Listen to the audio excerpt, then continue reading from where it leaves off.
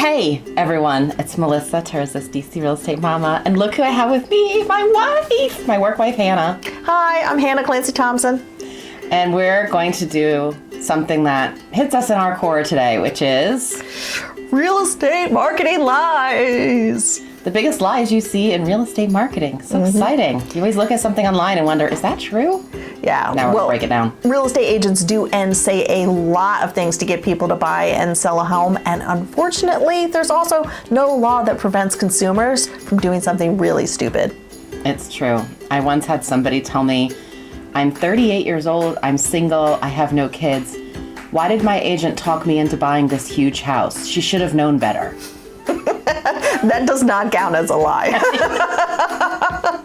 That's not what we're talking about today. No. Today we are going to be talking about what the real estate noise is that you see. We're going to talk about some specific examples that we saw online ourselves in the last few months. Right, and disclaimer, if you can't adult and make smart decisions, then maybe you shouldn't be in the game. But other than that, these are the obvious lies that we're going to talk about. Let's get started. Number 1 of 5. All right. So, lies on Instagram. So, recently saw this being advertised by another agent, and here's what it says. Buy when rates are low, not prices. And then there's an arbitrary house, a price, a potentially lower price, but a higher interest rate. Obviously, much of this is subjective, but the point of it was to illustrate that if you wait until rates go up thinking prices are going to go down, even if they go down, your monthly payment in these examples were going to be still a higher monthly payment. Right. I mean, this is a huge oversimplification. It may be true that there's a scenario where the price of a house goes down and the interest rate goes up and you pay more.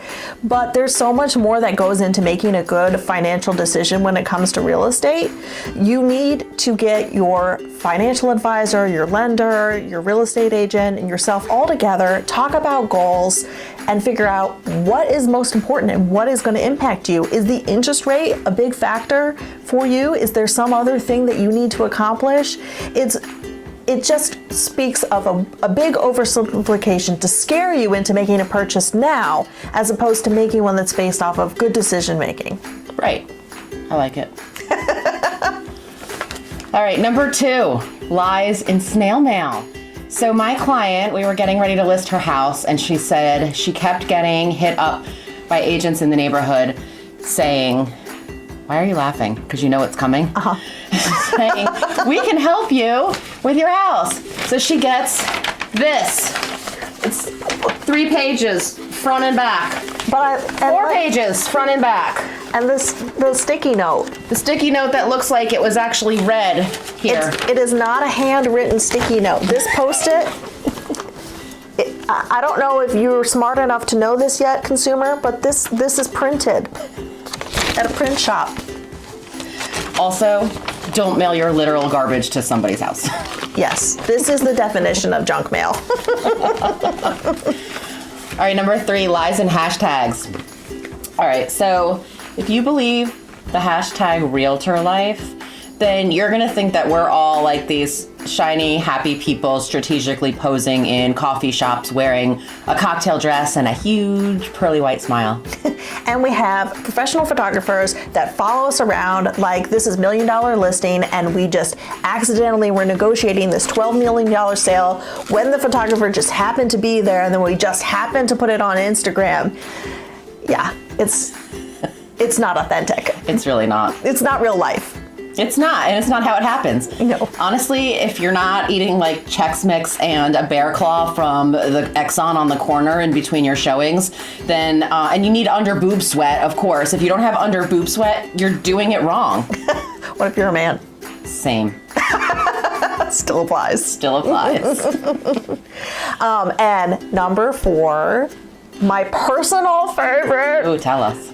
Lies in advertising when your real estate agent says, we're going to sell your house for you, and if for some reason it doesn't sell, we'll buy it.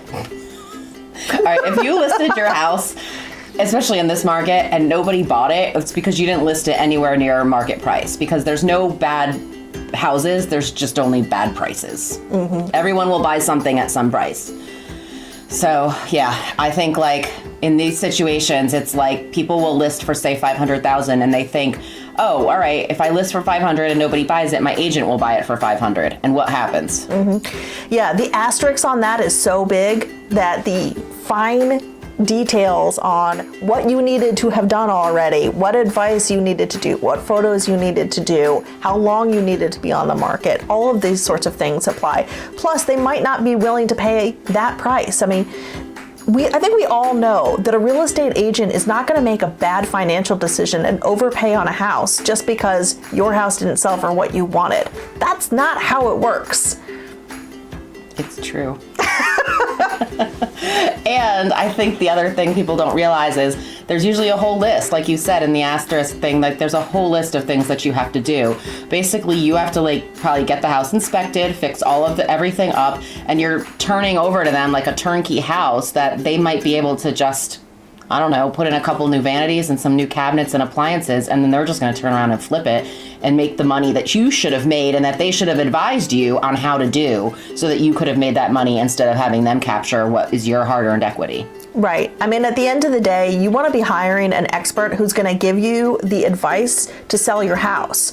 You don't want someone who says, well, if I do a really terrible job and it doesn't sell, then, I'm going to buy it. It's like you want the agent that's going to give you the plan that never gets to, and then it didn't sell. It's going to turn into a lawsuit one day. It is. It's on its way to lawsuit hell right now. All right. Well, lie number 5. Online lenders.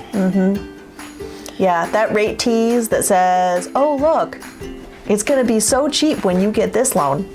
Yeah, those rates are fake.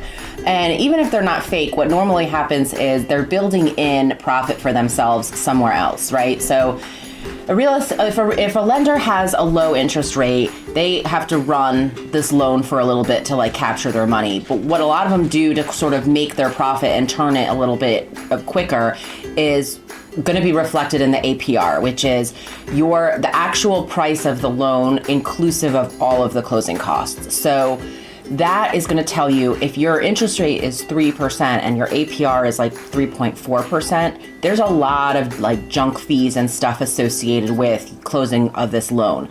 The regular interest rate that they're quoting you for your mortgage and the APR should be pretty close to each other. Like 3 and 3.1 usually is like typical. Like you don't want to see it be too far away from the original number. The other thing you want to look for is things that are misleading. They say they're going to give you a lender credit or give you money back or give you money towards your closing costs, but then they build it in by overcharging you on the loan origination cost or some kind of program cost that basically you paid for your own discount. Accurate. All right, you want to know what the one true thing is on social media that we see all the time? Oh, yeah. All right.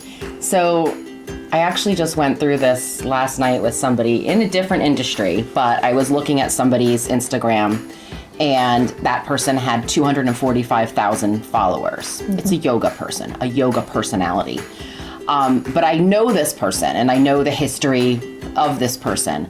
And what happens is if you look at these posts, when you see somebody that has, you can't be like blown away, like, oh, this real estate agent has, 100,000 followers, they must be good.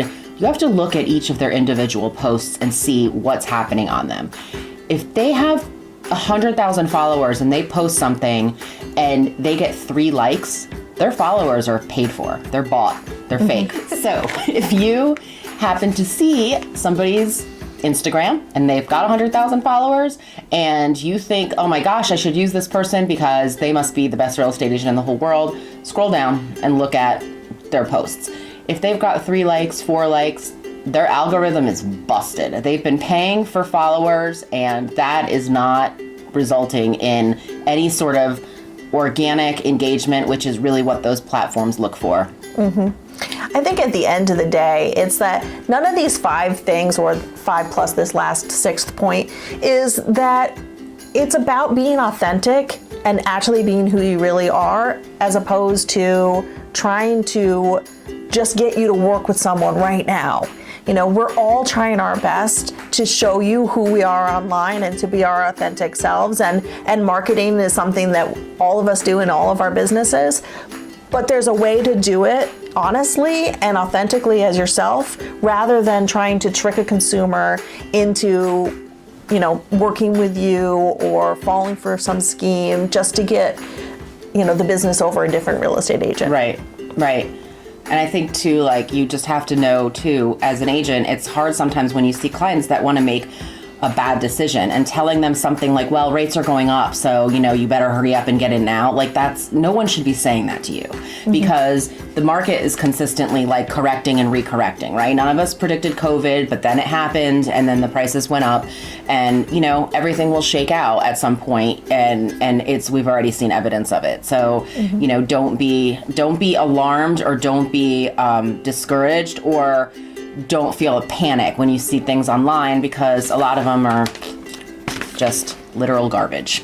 Exactly. Hire a good team, a good lender, a good real estate agent, that it's going to be advice that's geared to you, your own custom advice where you're making a good financial decision. This is a big purchase, and you want to be smart about how you do it and how you spend your money. All right. Did we do it? I think we did it. Sold. All right. If you want to chat with us, some real gals here, our contact info is coming next.